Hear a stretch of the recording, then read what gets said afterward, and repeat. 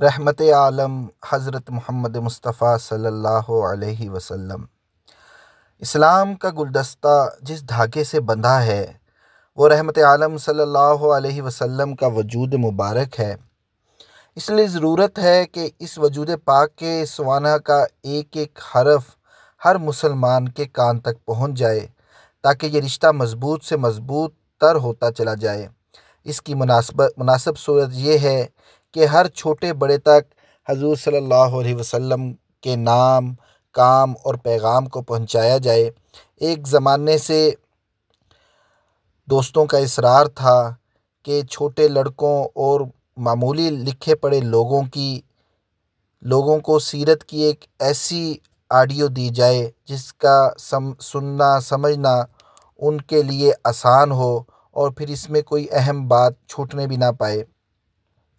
दोस्तों की इसी फरमाइश की तामील में ये मुख्तसर सी जो एक सीरत के मुतल्लक हम एक ऑडियो बना रहे हैं, ताकि छोटी उम्र के बच्चे और जो लोग कम पढ़े लिखे हैं वो भी इसको आसानी से समझ जाए। तो सैयद सलमान नदवी की किताब जो है रहमत आलम सल्लल्लाहु अलैहि वसल्लम, तो उसकी मदद से हम ये ऑडियो मुकम्मल करके आप लोगों तक पहुंचा रहे हैं। सबसे पहले ज़िक्र होगा अरब के मुल्क का। तो दुनिया के नक्शे पर अरब बिलखसूस हिजाज़ कहाँ पाया जाता है? अंबिया अलैहिस्सलातु वस्सलाम का नबी अकरम सल्लल्लाहु अलैहि वसल्लम तक सिलसिला और बिसत से पहले तक नबी करीम सल्लल्लाहु अलैहि वसल्लम की ज़िंदगी में पेश आने वाले अहम वाक़ियात, मसलन आप सल्लल्लाहु अलैहि वसल्लम की परवरिश के मुख्तलिफ़ मराहल, तिजारत और हज़रत खदीजा रज़ी अल्लाह ताला अन्हा से शादी।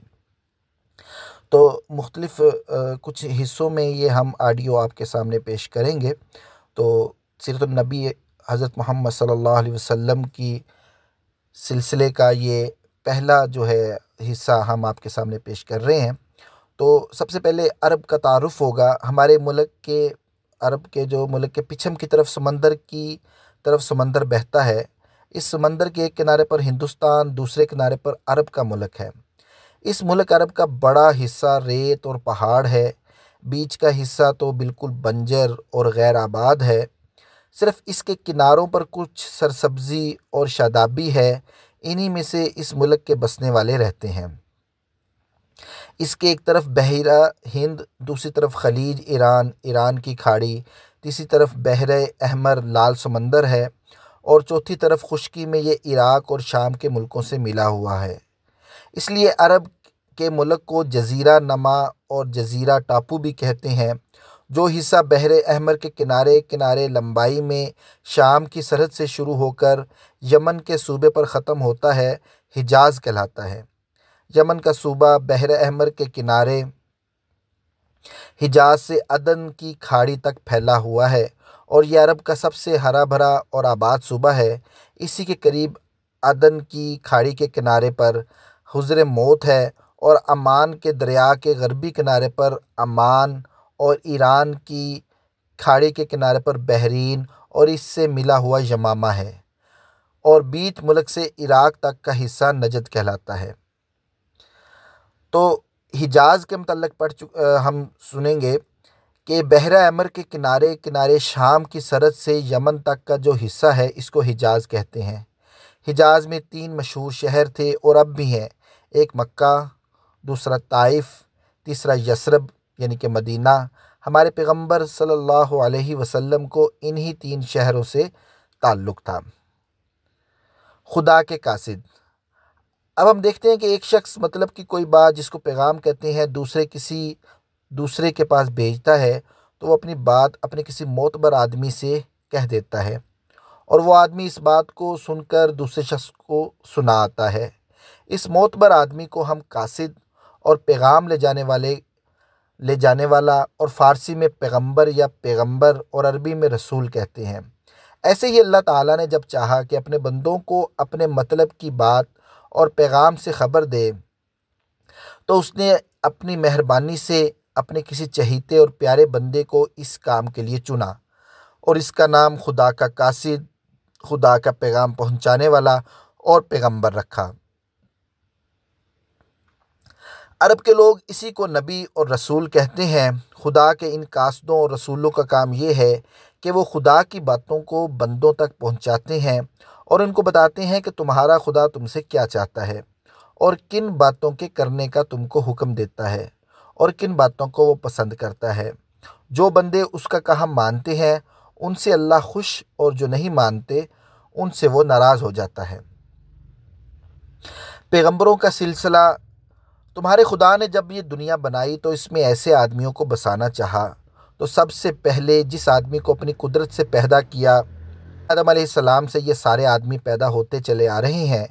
انہی حضرت آدم علیہ السلام کے وقت سے اللہ تعالیٰ نے اپنے بندوں کو اچھی باتیں سکھانے اور بری باتوں سے روکنے کے لیے اپنے قاصدوں اور پیغمبروں کا سلسلہ بھی دنیا میں جاری کیا، جو ہمارے پیغمبر محمد رسول اللہ صلی اللہ علیہ وسلم تک جاری رہا، اور اب آپ کے بعد کوئی دوسرا پیغمبر نہ آیا ہے نہ قیامت تک آئے گا۔ ابراہیم علیہ السلام کی نسل۔ آدم علیہ السلام کی اولاد میں مشہور پیغمبر حضرت نوح علیہ السلام گزرے۔ نوح علیہ السلام کی اولاد میں حضرت ابراہیم علیہ السلام سب سے بڑے پیغمبر ہوئے۔ یہ عراق کے ملک میں پیدا ہوئے اور وہیں بڑھے اور جوان ہوئے۔ اس وقت عراق کے لوگ چاند، سورج اور ستاروں کی پوجا کرتے تھے۔ حضرت ابراہیم علیہ السلام نے جب یہ دیکھا تو دل میں غور کیا کہ کیا یہ ستارے خدا ہو سکتے ہیں؟ لیکن جیسے ہی رات ختم ہو کر صبح کا تڑکا ہونے لگا، ستارے جھلملانے لگے اور جب سورج نکلا تو وہ بالکل نگاہوں سے اوجھل ہو گئے۔ یہ دیکھ کر وہ پکار اٹھے کہ ایسی فانی ہستیوں سے تو میں دل نہیں لگاتا۔ پھر رات آئی اور چاند پر نظر پڑی تو یہ خیال کیا کہ شاید اس کی روشنی میں خدائی کا جلوہ ہو، لیکن جب وہ بھی ڈوب گیا تو بول اٹھے کہ میرے پروردگار نے اگر مجھے راہ نہ دکھائی، مجھے سچائی کا رستہ کبھی نہ مل سکے گا۔ اب خیال ہوا کہ اچھا، سورج کی روشنی تو سب سے بڑھ کر ہے، کیا یہ ہمارا دیوتا نہیں ہو سکتا؟ لیکن شام کی تاریکی نے اس بڑی روشنی کو بھی جب بجھا دیا، تب ان کے دل سے آواز آئی کہ میرے پروردگار کا نور تو وہ نور ہے جس کا اندھیرا نہیں۔ میں اسی خدا کو مانتا ہوں جس نے آسمان اور زمین اور ان کے جلووں کو پیدا کیا۔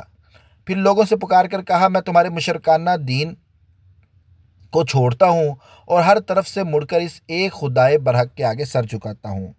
خدا نے ان کو پیغمبر بنایا اور آسمان و زمین کی حقیقتوں کے دفتر ان کے سامنے کھول دیے اور دنیا میں توحید کا پیغام سنانے کے لیے ان کو مامور کیا۔ انہوں نے عراق کے بادشاہ نمرود اور اس کے درباریوں کو یہ پیغام سنایا۔ ان کے کانوں میں یہ بالکل نئی آواز تھی۔ انہوں نے حضرت ابراہیم علیہ السلام کو ڈرایا، دھمکایا، مگر وہ اپنی بات پر جمے رہے۔ ایک دن موقع پا کر ان کے بت خانے میں یہ جا کر ان کی پتھر کی مورتیوں کو توڑ پھوڑ کر رکھ دیا۔ یہ دیکھ کر بادشاہ نے ان کے لیے سزا تجویز کی کہ وہ آگ کے الاؤں میں ڈال کر جلا دیے جائیں۔ یہ امتحان کا موقع تھا، مگر ان کی ثابت قدمی کا وہی حال رہا۔ ادھر ان کا آگ میں پڑنا تھا کہ آگ بجھ کر ان کی جان کی سلامتی کا سامان بن گئی۔ اب حضرت ابراہیم علیہ السلام نے یہاں سے شام اور مصر کے ملکوں کی طرف رخ کیا۔ وہاں کے بادشاہوں کو توحید، خدا کا ایک ماننا اور ایک کہنا کا واعظ سنایا، اور جب کہیں یہ آواز نہ سنی گئی تو عرب کے صوبہ حجاز میں چلے گئے۔ اللہ نے حضرت ابراہیم علیہ السلام کو دو بیٹے دیے، بڑے کا نام اسماعیل علیہ السلام اور چھوٹے کا نام اسحاق علیہ السلام۔ اسحاق علیہ السلام کو شام کے ملک میں اور اسماعیل علیہ السلام کو حجاز میں آباد کیا۔ اب ذکر ہوگا کعبہ کا۔ حجاز کا ملک ان دنوں آباد نہ تھا، مگر شام اور یمن کے ملک بہت آباد تھے۔ شام سے یمن کو اور یمن سے شام کو جو بیپاری اور سوداگر آتے جاتے وہ حجاز ہی کے رستے سے آتے جاتے تھے، اس لیے حجاز میں آنے جانے والے سوداگروں کا تانتا لگا رہتا تھا۔ حضرت ابراہیم علیہ السلام کو اللہ کا حکم ہوا کہ اسی حجاز کی زمین میں ایک مقام پر ہماری عبادت کرنے اور نماز پڑھنے کے لیے ایک گھر بناؤ۔ حضرت اسماعیل علیہ السلام اور ابراہیم علیہ السلام نے مل کر اس گھر کو بنا کر کھڑا کیا۔ اس کا نام کعبہ اور بیت اللہ یعنی خدا کا گھر رکھا گیا۔ اسماعیل علیہ السلام کا گھرانہ۔ خدا نے اپنے اس گھر کو بزرگی بخشی۔ حضرت ابراہیم علیہ السلام کو حکم دیا کہ اس گھر کی خدمت کے لیے اپنے لڑکے اسماعیل علیہ السلام کو اس مقام پر آباد کرو۔ حضرت ابراہیم علیہ السلام نے ایسا ہی کیا، حضرت اسماعیل علیہ السلام کی اولاد بھی یہی رہنے لگی۔ اس مقام کا نام مکہ رکھا گیا۔ حضرت اسماعیل علیہ السلام کا گھرانہ اس شہر میں جس کا نام مکہ پڑا تھا آباد رہا، اور خدا کا پیغام بندوں کو سناتا اور کعبہ میں ہی خدا کی عبادت کرتا رہا۔ سینکڑوں برس گزرنے کے بعد لوگ دوسری قومیں کو دیکھا دیکھی اکیلے خدا کو چھوڑ کر مٹی اور پتھر کی عجیب عجیب شکلیں بنانے لگے اور کہنے لگے کہ یہی ہمارے خدا ہیں۔ مٹی اور پتھر کی جن جن عجیب عجیب شکلوں کو وہ خدا سمجھ کر پوجتے تھے ان کو بت کہتے تھے، اور بتوں کو خدا سمجھتے تھے۔ ان کو پوجنا اللہ تعالیٰ کے نزدیک سب سے برا کام ہے، اور جو لوگ خدا کو چھوڑ کر بتوں کو پوجتے ہیں ان کو کافر کہتے ہیں۔